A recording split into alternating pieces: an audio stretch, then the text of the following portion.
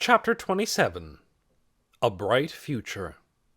After some long and heated conversations, the leaders and people of Sparks agreed to invite the Trog family to become citizens of the town.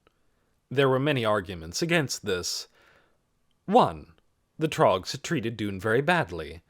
2. They had treated Skago badly too. And 3. They weren't especially pleasant people. But there were also a few arguments in their favor. 1. They could have been worse to Skago than they were. 2. Mags had helped Lena. 3. Trog was ingenious in some ways. And 4. They were clearly not doing it all well as roamers and needed help to become civilized people. The Trogs were given an old 4-car garage in the back of the Pioneer to fix up for themselves. Dune taught them how to use their diamond, and Lena offered to teach them how to read. In time, they settled down fairly well. Mags's flock grew healthier and increased, and eventually provided wool for many coats and blankets. Trog invented a clever way to make collapsible shop awnings, and Yorick and Kanza learned that gloating, sniggering, pinching, and punching were not acceptable kinds of behavior, and made some efforts to reform. Lizzie changed her mind about becoming Dune's girlfriend. He was too serious, she decided, and besides, it was clear that he liked Lena best. Instead, she began trying to get to know Skago, the strange boy who had come with the Trogs. It was hard to get to know him, because he was very shy, but Lizzie was sure that someone as charming as herself could get through to him. She could tell that he needed laughter and encouragement and kindness. Skago went back to his real name, which was Tim. He explained to Dune that the reason he hadn't ever tried to leave the Trogs was that he had no place else to go. He knew he couldn't make it in the world on his own.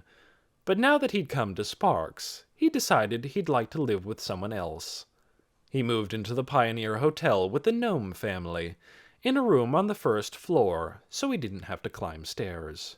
And he made himself useful by helping in the kitchen. One day he showed his treasures to Lena and Dune, the ones Dune had retrieved for him from the high shelf in the Trog's apartment.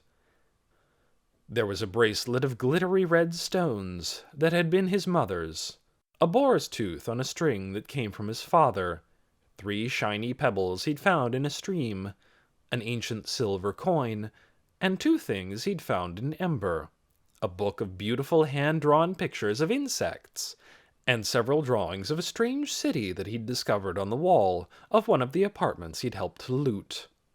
"My bug book!" cried Dune. "My city pictures!" cried Lena.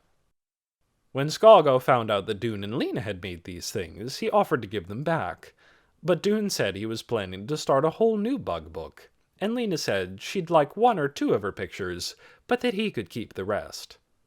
"I can always do more," she said. "There's endless drawings in my imagination." Kenny sat on a log for a great part of the summer. He'd come across a fox's den up toward the woods, and if he was extremely quiet, the cubs would come out and play, and he could watch them. Once he took Dune up to see them too, and Dune told him about the fox that helped them when they came out of Ember. The months following that hard winter were also hard, but in a different way. People were no longer struggling to survive. They were simply doing the hard but satisfying work of life, building, planting, cooking, sewing, trading, repairing, learning. Sometimes Dune complained to his father about working so much. When he was tired or when work hadn't been going well, his father had moments of weariness and discouragement too. His right hand had never healed quite properly and still didn't work very well. But what he said to Dune was, "You know, son, I don't think there's such a thing as an easy life. There's always going to be hard work, and there will always be misfortunes we can't control, lurking at the edges, storms, sickness, wolves. But there is such a thing as a good life, and I think we have one here." Dune had to agree. He spent hours working with the diamonds. He discovered a small lever within the metal collar, When he pressed it, a spark flashed up, startling him, and showing him that the diamond could be used like a match to start a fire. He figured out how to unwind the wires from within the diamond's metal rings and connect them up to other things besides light bulbs. He found an old electric fan in a storage room at the Pioneer Hotel that he repaired, and when he hooked it to a diamond, the fan turned nicely, making a weak stream of cool air. He connected an ancient toaster to a diamond and burned up a few pieces of bread. He figured out how a diamond could run a water pump, if he'd only had the materials for making an electric pump in the first place, and how several diamonds could be hitched together to provide enough power for something larger, like a refrigerator, if ever a roamer should come through with an old refrigerator that could be made to work. But mostly, the diamonds simply showed what was possible, that the light from the sun could be caught and stored for the use of human beings. Understanding how this was done, finding the means of doing it, learning to make light bulbs, learning to make diamonds, these projects would take him many, many years. Dune understood that they wouldn't happen in his lifetime, but he could begin. He could learn, he could make things, and he could teach others. He knew it was the work he would choose. Lena made a discovery that involved something old and familiar and something very new. It happened because of a roamer who came through the town late in spring. It was Mrs. Murdo this time who was the first to see him. She was down by the Pioneer, taking some pickled plums to Mattie. And there he was, coming up the road from the south, leading 3 horses. 2 were thin, with saggy backs and drab coats, but one, dark brown, with a black mane, held its head high and had a lively step. Mrs. Murdo was struck with an idea. It was such a good idea that she ran ahead of the roamer on her way back into the village, and she was breathing hard when she got to Mary Walters's house. "Mary," she said, "I think we could do something wonderful for Lena." Mary agreed, and so it was done. One of the diamonds was traded for the brown horse, and the horse became Lena's. She named him Fleet, and spent nearly every one of her few spare moments that summer learning to ride him. By fall, she could stay on, even when he went at a gallop.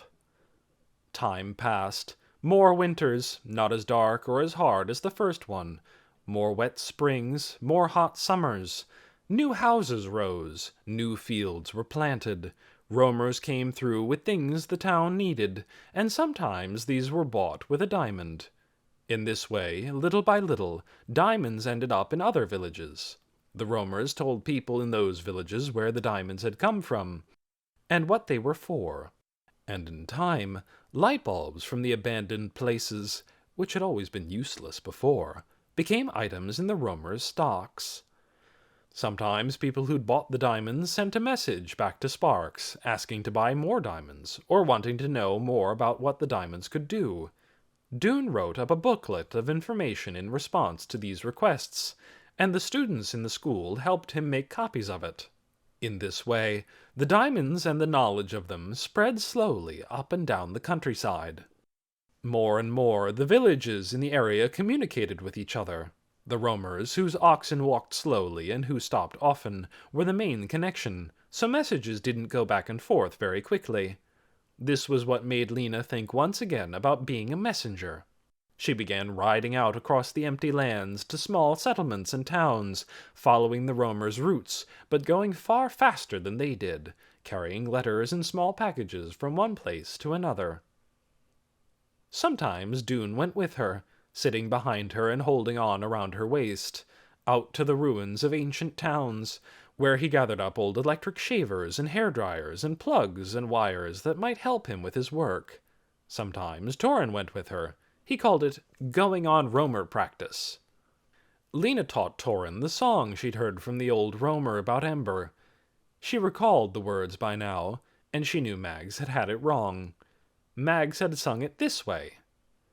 "What's hidden will come to light again, a diamond jewel more precious than gold." But the lines should have been, "What's hidden will come to light again. It's far more precious than diamonds and gold." The precious treasure was the people of Ember, just as Lena had understood when she first heard the song. The diamond was precious too, but without people to find it, understand it, and use it, it wouldn't have had much value at all.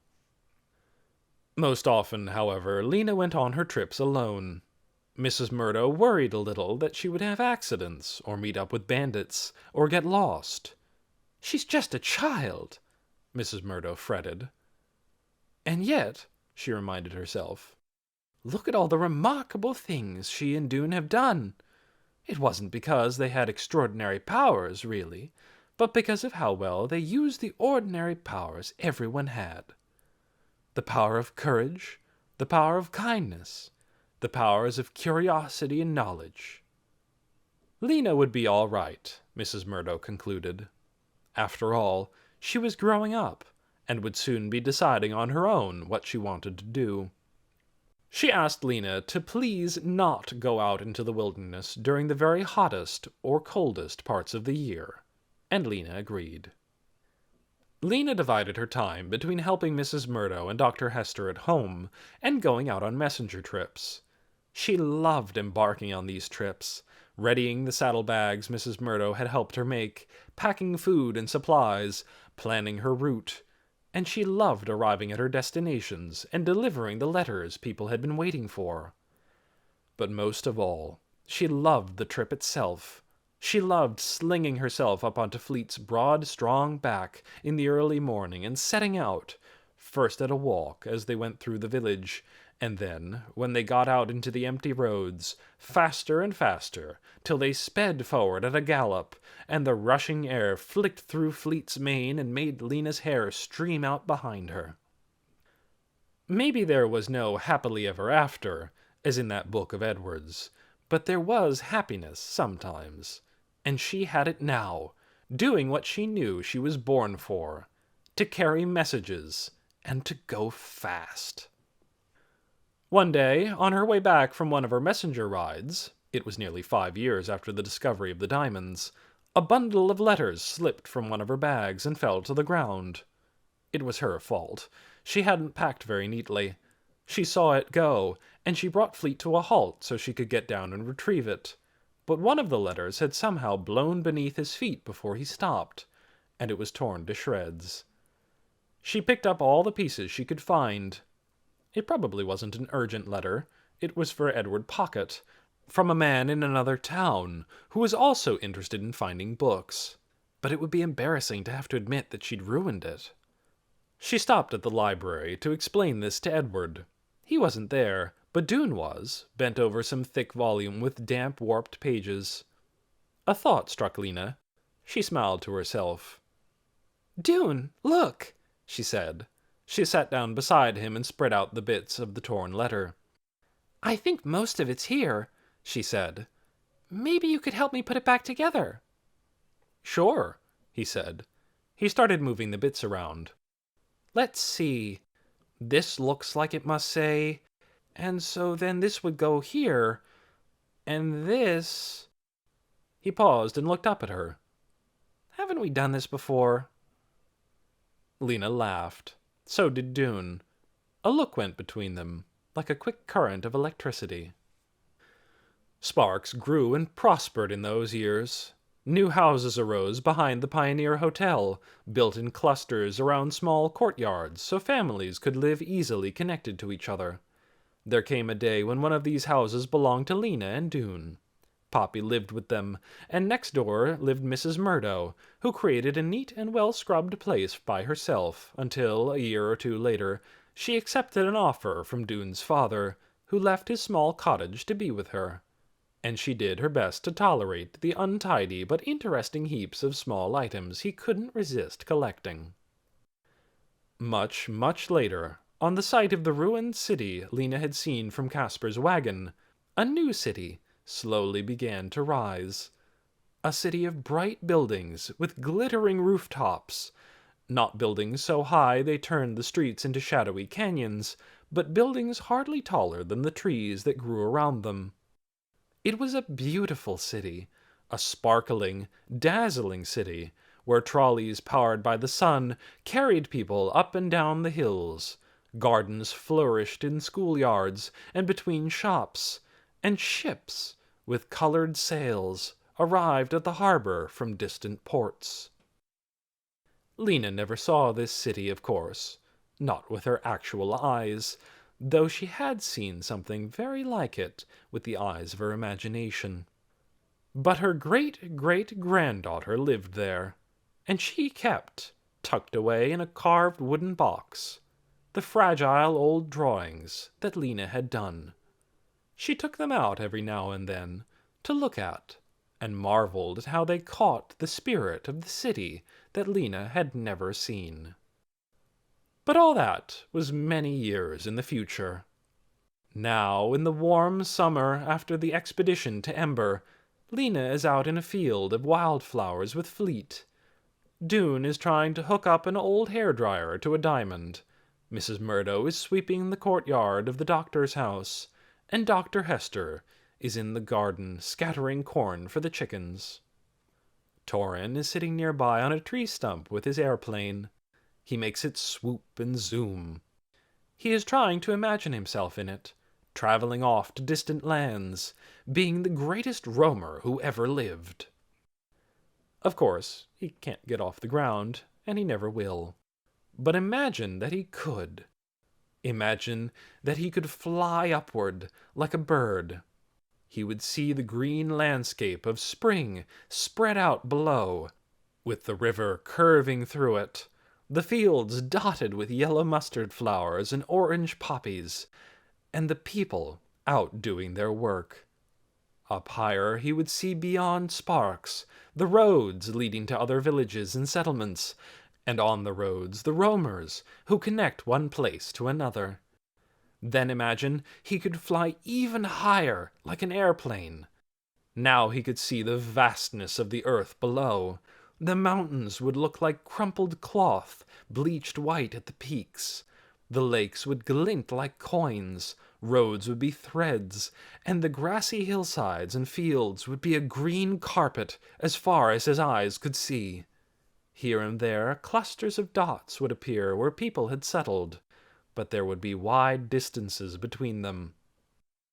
The world would seem beautiful and peaceful from up here, and he wouldn't see the storms and quarrels and terrors that can make life hard. And at last, imagine that he could fly higher still, as high as a rocket heading into space. From here, he would see the round edge of the planet. In the gulf between himself and the Earth's surface, he might notice an object moving along on an unsteady orbit. Sometimes it remains so high above the Earth that a person below could mistake it for a slow-moving meteor or comet. Sometimes it swoops very close to the Earth. It is what many people in the area had noticed lately. Most of them thought it was a traveling star, but it isn't a star at all.